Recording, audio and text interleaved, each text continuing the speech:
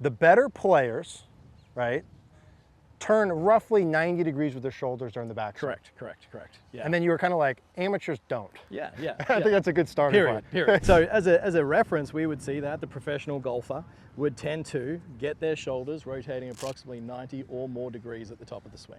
And the average recreational golfer does not. And they start to make compensations in one way or another to get length of backswing. Arms folding, lifting, shifting off the ball, but they're not going to deliver the results that they're looking for, right? And just real quick on that, like, would you say that there is a one-to-one correlation with the fact that the better players do have the turn? Correct. Yeah, okay. Yeah, absolutely. And we don't need to get caught up in degrees. It's like the more turn that you get in the backswing, the more potential you have in the downswing to create an inside path, deliver that golf club with an ascending blow with driver, and get more power. But what if I can't turn? I can't get that 90 degree. What could I do? Yeah, well, look, everyone's different that plays this game. We've got different histories and sports that we've played, mobility, flexibility, so on and so forth. But there are a couple of keys that you can implement into your setup, which really encourage that extra little bit of turn. Mm-hmm. So as I get set up to the golf ball here, the very first tip that I would give everyone looking to get some more range of motion to the top would be simply just to shift their trail foot back, but also flare it open. Mm-hmm. And when you're flaring it, it's not just the toe, right? We need the toe and the kneecap flared open a few more degrees. Great point. Right? Yes. Now, this is key in a sense that you start from a neutral or aligned baseline and then you shift your foot back, because then otherwise we're going to see a lot of players just aim to the right. Yeah, right. Okay. Yep. So the first key here is to get this trail foot, drop it back with a little bit of flare. Yeah. That helps a lot. Okay. So as we do that, all of a sudden, Eric, and you can see what happened to my hips. You can see that they've shifted in an orientation where we're naturally going to get a little bit more open. Yeah. Right? Other benefits to that is that also puts you in a position where you're going to be able to get a little bit more tilt behind it, all things being equal, get greater rotation all the way to the top. So that's key number one. I love that. And we're going to put on here some like Sam Snead for you guys to see. Really, really good model of being able to demonstrate that. Why don't I try that first, and we'll go into kind of key number two.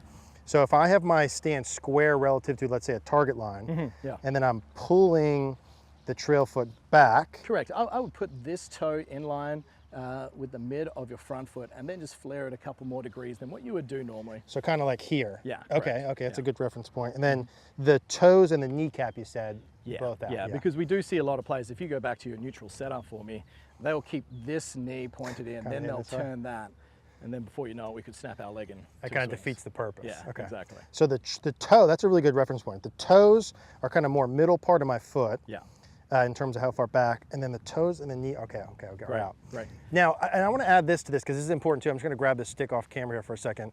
I would say for players that do this, it wouldn't be the worst thing in the world as you're doing it to put a little start line rod, you know, maybe on the right edge of your target, just so that like, hey, we're closing our stance line, but still have an awareness of I got to start the ball somewhat on our target line. I think that's very important. Having some alignment rods down as we've got as such, like a target line, one in front, and even just a baseline stick down here. So it generally feels that you're aimed straight, but we're just dropping this trail foot back. Yeah, exactly. Now when you do that, Eric, what do you feel like as you make a slow backswing now, that's going to encourage with that trail leg?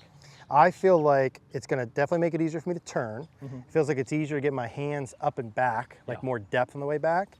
And then that feels, all things equal, like it could be really easy to deliver that club from inside. Yeah. Those are my initial sensations. Yeah, absolutely. So why don't you knock one down there for us? And the reason I say with that stick out there is like, so that I'm not looking to set up here and all of a sudden I'm hitting towards the pro shot. I'm still trying to launch the ball down the center part of the fairway. So feet square, pull the foot back. And I don't want to spend an hour on just this one part, but let's put the foot back and flared, and then we're launching it down the middle here.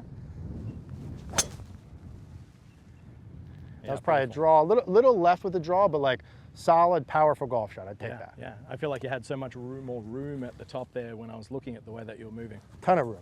Now, let's say they get, let's flip flop again. Let's say they get the first part in. Then what else can I do? And let's just say at the top, 90 degrees-ish is a term we're looking for.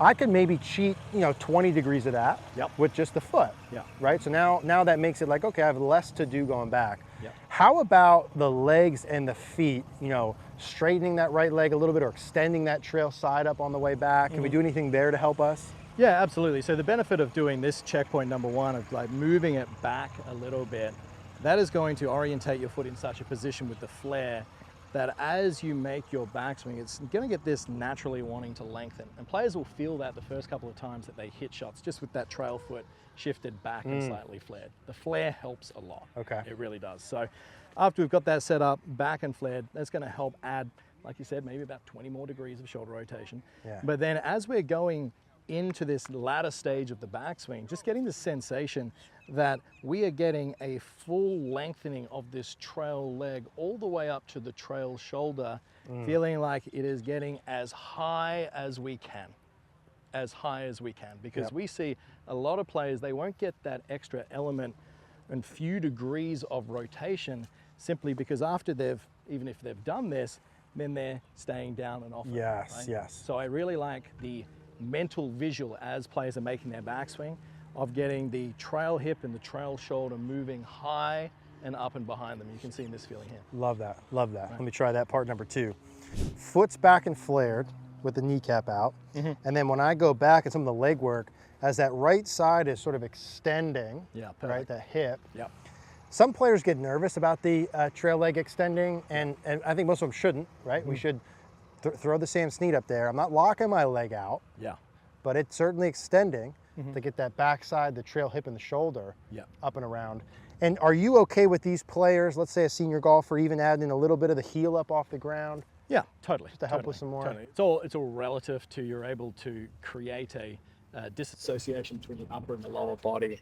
We're not going to try and do anything that's going to cause you harm to your body by allowing that lead foot whatsoever to lift up. It's totally okay for that to happen. So like what you're saying, and what I don't want to do is like, all right, keep the foot down, don't turn the hips, keep the right foot locked. Yeah. That's kind of as far as I can go with my, you can even see where the club head is relative to target. Now watch when I let that trail side extend and the lead heel come up. Yeah. All of a sudden that club head goes another 2 feet towards the target. Yeah, and not only did your hips turn, well, of course, at the top end here, we got another 20 degrees of rotation. Let's go ahead and give that a go here. So again, guys, we're trying to give you ways to cheat this. If you're like, hey, I can't turn that full 90, no big deal. Let's find other ways to do it. Foot back and flared, kneecaps out. That looks great. Let that trail side extend. If the heel comes up a little bit, the heel comes up. I'm still looking down my target line here. What's that, That about was 400? That's about 405 on the TrackMan. So that's the second piece, right? Now, kind of in with that for the third piece of that is the hip turn. And it goes a little bit with what we just talked about there, but let's say a normal stock swing, just a 90 shoulder turn, 45 hip turn. But what if we allow the hips to go 50, 55, 60 even? Again, let's show Sam Snead's hip turn. He got a lot of hip turn in there. Yeah.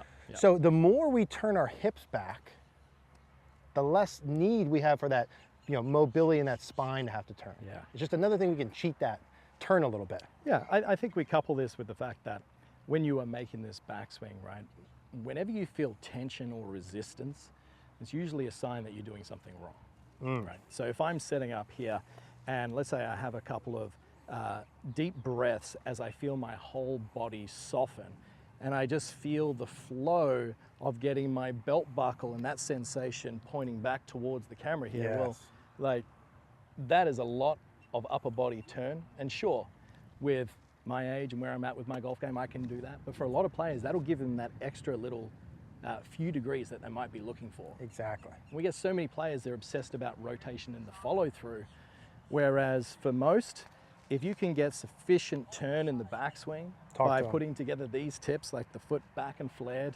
feeling like that trail hip and trail shoulder gets behind them, and just allowing their body to be soft and relaxed as they get the belt buckle facing more back towards the camera, well, all of a sudden, they're going to be in a position which they've probably never experienced before. A lot of them are going to get nervous because they're going to have a blackout moment of, what do I do I've never been up there. Yeah. But that's where leaning into the discomfort of getting themselves into that position Sure. is probably going to allow them to then get a level up on their performance like they haven't seen before. Huge. And one of the things too, and we were talking before about people I've been playing golf more with us doing the on-course video, so I see a lot of, you know, average amateur golfers. I'm watching someone tee off now. 99 out of 100 of the players that I see who do not hit the ball how they want to hit, do not turn and or make a backswing how they want to hit. So we get a really focused on what do I do through the ball when 99 out of 100 don't get to the right spot up to the top. Don't have enough turn. Yeah, correct. So especially, again, this is for senior golfer, we want power. This is not a video on how to hit the ball straight or down the fairway, although you may get that too. It's about the power, the pop off the ball, right? Yeah, I would say that the more you turn, the more potential you have to hit the ball straighter anyway as a result. Yeah, exactly. There's going to be some other good things you're going to get for free from there anyway. Correct. Foot back, foot flared, knee flared. I'm going to allow that trail side to extend. If the lead heel comes up a little bit, that's fine. And I'm feeling like I'm getting my belt buckle, my core basically fully turned back towards the camera. In the beginning, I'm basically trying to turn my hips as much as humanly possible. If you get to the point where you sort of overturn on the way back, great. Yeah. We'll solve that next, right? Let's get the big turn. And one last little tidbit here is just in the setup. It always really helps, just like you see with the professional. A bit of movement of the legs, a bit of pumping of the arms, nice breaths before you go away. Yeah, I'm not just stagnant over the ball. Okay. Correct. So same thing, looking at my target still, foot back and flared. Trail side extends, big hip turn on the way back. All right, let's bomb. Let's go ahead and give that a go. And that's another one. I mean, that's, again, like what you should see. That's got him. That maybe is 400. What you should see is increased distance relative to your normal. Are there going to be anomalies like John Rahm and Tony Finau who could hit it 320 from short backswings? Of course. But if you see Tony Finau wants to try and hit it 400 instead of 320, what's he doing? Yeah. Lengthening out the backswing. So Sam Snead did it fairly well, I think to the tune of 82 tour victories. Put some of those pieces in, increase the overall distance, and like Kerrod said there, you're going to get some things for free in addition. Better golf. Appreciate you, dude. Thank you.